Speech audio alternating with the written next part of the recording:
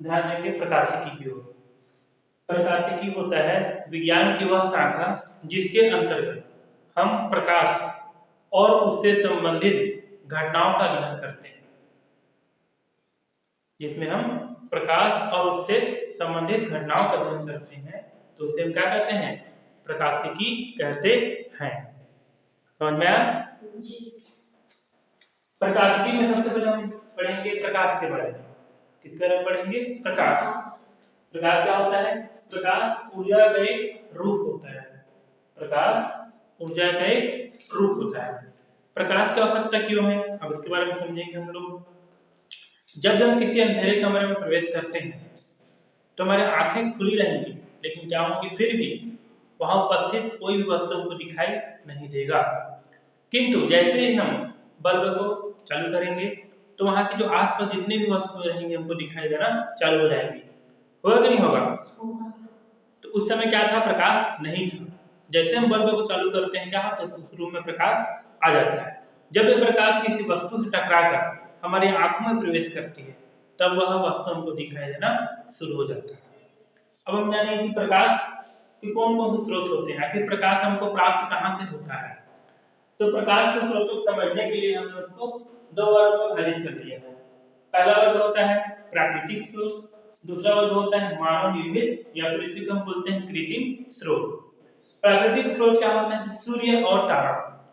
हम देख सकते हैं हम जो पृथ्वी होता है उसका जो ऊर्जा का मुख्य आधार क्या होता है? सूर्य होता है। क्योंकि सूर्य से क्या क्या मिलता है अपने को? प्रकाश ऊर्जा मिलती है, जिससे हम लोग सभी चीजों को देख पाते हैं और हर प्रकार के काम को कर पाते हैं। यदि सूर्य का प्रकाश हमको प्राप्त नहीं होता तो पृथ्वी पे जीवन संभव नहीं होता।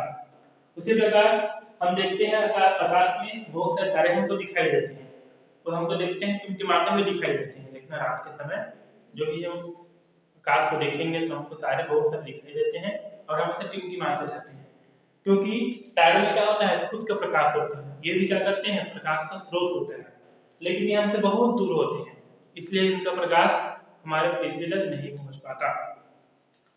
ठीक है, आगे बात करते हैं मानव निर्मित या उसे बोलते हैं कृत्रिम स्रोत। तो जो प्रकाश के कृत्रिम स्रोत में क्या क्या होता है? टॉर्च देखेंगे आप लोग, है ना? जब हम अंधेरे में कहीं जाते हैं तो क्या करते हैं? हम टॉर्च को ऑन करते हैं ताकि हमको आसपास चीजें दिखाई देना शुरू हो जाए। इसी प्रकार गाड़ी के हेडलाइट, जब हम रात में कहीं गति करते हैं या फिर कहीं जाते हैं तो क्या करते हैं? उसमें हम लोग गाड़ी के हेडलाइट को ऑन कर देते हैं रात के समय, ताकि हमको हर चीजें दिखाई दे। तो ये जब जितना ही पड़ रहा है, लैंप हो गया, जब मान लो घर में मतलब बिजली गुल हो जाता है तो क्या करते हैं? लैंप को चालू कर लेते हैं। मोमबत्ती, ये सब जो सोर्स है क्या बोलते हैं हम लोग? कृत्रिम स्रोत, क्योंकि इसको मानव ने बनाया है, इसको हमने निर्मित किया है, इसलिए हम क्या बोलते हैं? इसको मानव निर्मित या फिर इसी को हम बोलते हैं कृत्रिम स्रोत। समझ आ गया यहाँ तक? अब देखिए, मैंने स्टार्टिंग में आप लोग को बताया कि हम इस अध्याय में क्या क्या पढ़ेंगे? प्रकाश के बारे में पढ़ेंगे। तो हम यहाँ प्रकाश के बारे में पढ़ चुके हैं। अब उससे संबंधित घटनाओं के बारे में पढ़ेंगे, क्या कि प्रकाश से कौन कौन सी घटनाएं घटित होती हैं, प्रकाश से संबंधित किस प्रकार की घटनाएं हमको हमारे दैनिक जीवन में देखने को मिलता है। चलिए शुरुआत करते हैं। पहला होता है प्रकाश का सीधी रेखा में गमन। हम हमेशा किसी भी कभी हम ध्यान नहीं दिए होंगे, लेकिन आप जब पढ़ रहे हैं तो चीज को हम आज से दिमाग में रखेंगे कि प्रकाश का होता है हमेशा सीधी रेखा में क्या करती है? गमन करती है। इसको समझने के लिए हम क्या करते हैं? एक चित्र की सहायता लेंगे। ठीक है? हाँ, तो देखिए उसमें एक चित्र सामने प्रदर्शित हो रहा है यहाँ पे। उसमें क्या है? एक रूम में, एक कमरे में एक मोमबत्ती जलाया गया है और साथ में क्या रखा गया है? एक स्ट्रॉ भी रखा गया है। ओके, स्ट्रॉ के हाथ एक प्रकार से पाइप होता है, उसको हम अपने पास रखेंगे। अब उस स्ट्रॉ की सहायता से हम मोमबत्ती के प्रकाश को देखेंगे, तो बताइए हमको प्रकाश दिखाई देगा कि नहीं देगा? देगा कि नहीं देगा? देगा। ओके, अब चलिए उसी स्ट्रॉ को, उसी पाइप को यदि हम बीच से में मोड़ देंगे, उसको बेंड कर देंगे, ओके, तो क्या हमको प्रकाश दिखाई देगा? बोलिए, तो क्या हमको प्रकाश दिखाई देगा? नहीं दिखाई देगा। क्यों नहीं दिखाई देगा? क्योंकि प्रकाश क्या है? जहां पे बेंड किया वहां पे जाके रुक जाएगा। तो हम इस चित्र की सहायता से निष्कर्ष निकाल सकते हैं कि प्रकाश क्या होता है, हमेशा सीधी रेखा में गमन करता है। कहाँ गमन करता है? सीधी रेखा में गमन करता है। दूसरा होता है छाया का वर्णन। छाया का वर्णन अब सभी अच्छे से जानते हैं छाया क्या होता है ना। जब हम इसके लिए चीज समझते हैं, एग्जाम्पल के तहत समझते हैं, उदाहरण के साथ समझते हैं। अपने पास एक टॉर्च है, हम उस टॉर्च को ऑन करके उसका प्रकाश दीवार पर डालेंगे। अब उस प्रकाश के मार्ग में एक चाबी रख देंगे। क्या रख देंगे? चाबी रख देंगे। तो बताइए उस चाबी का परछाई दीवार पे प्राप्त होगा कि नहीं होगा? तो वही क्या होती है? छाया होती है। क्योंकि सूर्य के प्रकाश क्या होती है? सीधी रेखा में गमन करती है। यदि उसके मार्ग में किसी भी प्रकार का अवरोध डाल देंगे तो क्या होगा? वहां प्रकाश रुक जाता है। जब प्रकाश रुकता है तो उस वस्तु के पीछे हमको छाया दिखाई देती है। इसी को हम बोलते हैं छाया का वर्णन। समझ में आ गया आप लोग को? अच्छा, इसके लिए हम एग्जाम्पल देख सकते हैं। हम लोग एक चित्र के सहायता से इसको समझा रहा हूं आप लोगों को मैं। ओके, देखिए यदि हम एक अंधेरे कमरे में एक मोमबत्ती जला लेते हैं। किसको जलाएंगे? एक मोमबत्ती को जला लेंगे और उस मोमबत्ती के दूसरे सिरे पर अपने हाथ से विभिन्न प्रकार की आकृतियां बनाएंगे। दिख रहा है आप लोग को चित्र में? हमने विभिन्न प्रकार की 4 आकृतियां बनाई हुई हैं यहाँ पे, जो हमको दिख रहा है यहाँ पे, ठीक है। तो जब हम प्रकाश की किरणें इन हाथों से के पास आती है तो क्या होती है? वहां पर रुक जाती है। तो उसके बदले क्या बनता है? पीछे परछाई बनता है। यह परछाई एकदम स्पष्ट रूप से तभी बनेगा जब यह किसी दीवार या पर्दे में बने। ओके, जब यह परछाई किस पे बने? किसी दीवार या पर्दे पे बने तो हमको स्पष्ट रूप से दिखाई देंगे।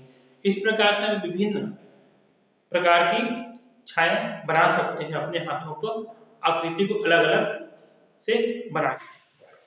चलिए अब 2 घटनाओं का अध्ययन के पश्चात हम तीसरी घटना की ओर चलते हैं। तीसरी घटना होती है प्रच्छाया और उपछाया। घटना को समझने के लिए पुनः हम एक चित्र की सहायता लेंगे, ठीक है। तो देखिए एक चित्र है यहाँ पे प्रच्छाया और उपछाया में, जिसमें क्या है? प्रकाश का स्रोत है। क्या है? प्रकाश का स्रोत है। अब उस प्रकाश के स्रोत के आगे हम एक नुकीली वस्तु रख देंगे।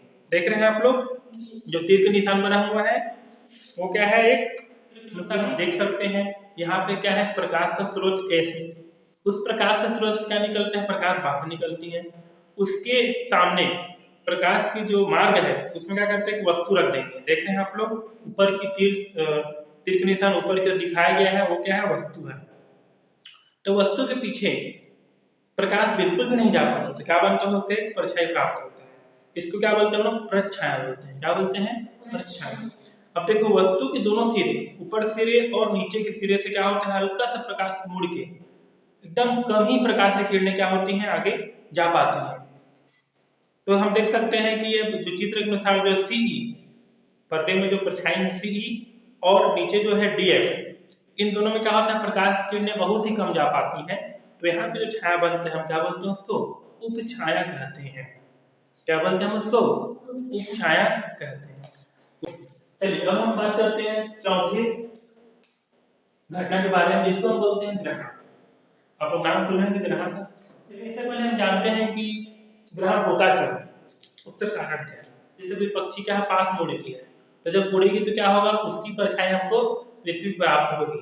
लेकिन यदि वही वस्तु क्या है? हमसे बहुत अधिक ऊंचाई पे है तो उसकी जो छाया बनती है, उसकी जो प्रच्छाया बनती है, बनती जरूर है लेकिन हमको दिखाई नहीं देती क्योंकि उसकी ऊंचाई हमसे क्या है? बहुत ऊपर है। समझ में बात आप लोग को? तो इसी प्रकार की घटनाएं, इसी प्रकार की छाया जो है कहाँ? अंतरिक्ष में भी बनती है। कहाँ पे बनती है?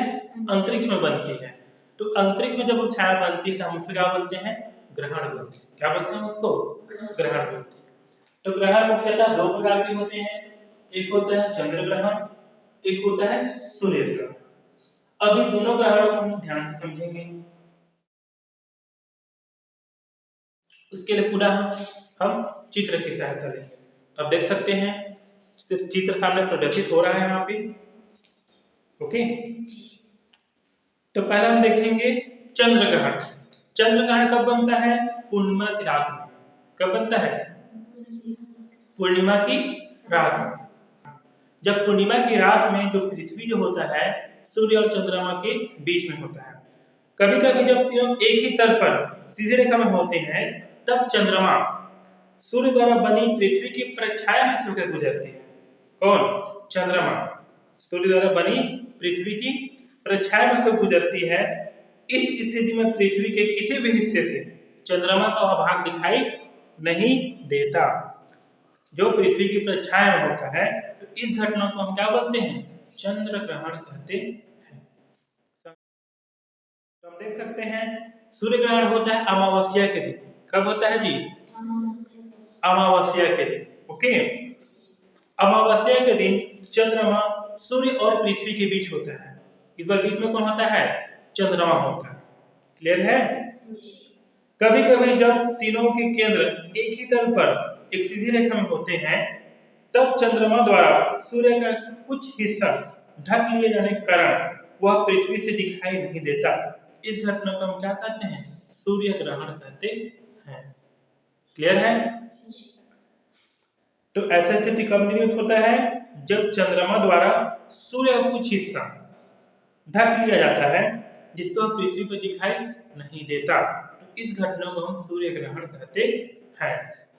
तो पृथ्वी का वह क्षेत्र, ध्यान समझेंगे ना, तो मैं आप लोग को परछाया और उपछाया की भाषा में समझाऊंगा। तो पृथ्वी का वह क्षेत्र जो चंद्रमा की परछाया में आता है और जहां चंद्रमा द्वारा सूर्य को पूरी तरह ढक लिया जाता है वहां पे क्या होता है? पूर्ण सूर्य ग्रहण होता है। तो देख सकते हैं आप लोग यहाँ पे चंद्रमा के देखिए, चंद्रमा को देखेंगे आप लोग, चंद्रमा के सीध में देखिए पृथ्वी में है ना छोटा सा परछाई बना हुआ दिख रहा है आप लोग को। तो वहां पे क्या होता है? पूर्ण सूर्य ग्रहण होता है। वह क्षेत्र जहां सूर्य का आंशिक प्रकाश पहुंच पाता है, समझ रहे हो बात मेरी? वह क्षेत्र जहां सूर्य आंशिक रूप से दिखाई देता है वहां खंड सूर्य ग्रहण होता है। वहां क्या होता है? खंड सूर्य ग्रहण होता है। अब हम बढ़ते हैं अगले घटना की ओर जिसको हम बोलते हैं प्रकाश का परावर्तन। क्या बोलते हैं इसको? प्रकाश का परावर्तन। ठीक, तो क्या होता है जब सूर्य से प्रकाश जब पृथ्वी तक पहुंचती है तो क्या होती है? सभी दिशाओं में फैल जाती है ना, हर जगह तुमको प्रकाश में दिखाई देने लगता है। ओके, लेकिन जब वही प्रकाश की किरणें किसी समतल चमकदार सतह से टकराती है, किससे टकराती है? समतल चमकदार सतह से टकराती हैं तो वह किसी निश्चित दिशा में चले जाती है। तो प्रकाश की इस घटना को हम क्या कहते हैं? प्रकाश का परावर्तन कहते हैं। देखिए चित्र एग्जाम्पल के लिए चित्र समझा रहा हूं आप लोगों को, पीछे दिया हुआ देख सकते हैं आप लोग। ठीक है, देखिए ध्यान से। सबसे पहले क्या किया गया है? प्रकाश की किरणों को एक दर्पण में भेजा गया है। देख रहे हैं आप लोग दर्पण छोटा सा हाथ की उंगलियों में रखा गया है। तो जब देखो पहले क्या है तुम्हारा, तो प्रकाश की दिशा जो प्रकाश की किरणें जो पड़ रही है किसके ऊपर? दर्पण के ऊपर, वो किसी दूसरी दिशा में जा रही है ना। लेकिन जैसे हम उसके मार्ग में दर्पण को रख देंगे उसकी दिशा बदल जाती है। तो इसी घटना को हम क्या बोलते हैं? प्रकाश का परावर्तन कहते हैं। क्या बोलते हैं इसको? प्रकाश का परावर्तन कहते हैं। क्लियर है अब तक? ठीक, अब एक और आखिरी घटना बच जाती है जो हमारे सिलेबस के हिसाब से है। क्या होता है जब प्रकाश की किरणें होती हैं एक माध्यम से दूसरे माध्यम में प्रवेश करती हैं? किसमें प्रवेश करती हैं? एक माध्यम से दूसरे माध्यम में प्रवेश करती हैं तो क्या होती है? अपने मार्ग से विचलित हो जाती है। क्या हो जाती हैं? अपने मार्ग से विचलित हो जाती हैं। मैं आप लोगों को चित्र के माध्यम से समझा सकता हूं इसको। देखिए ये कोई ऊपर क्या है जी? हवा है, और नीचे क्या है तुम्हारा? कांच ले लेते हैं। क्या लेते हैं? कांच। जैसे ही प्रकाश की किरणें तो पड़ेगी तो नियम से तो सीधा निकल जाना चाहिए था, है कि नहीं? लेकिन हल्का सा मुड़ जाती है। तो क्या बोलते हैं इसको हम लोग? प्रकाश का अपवर्तन।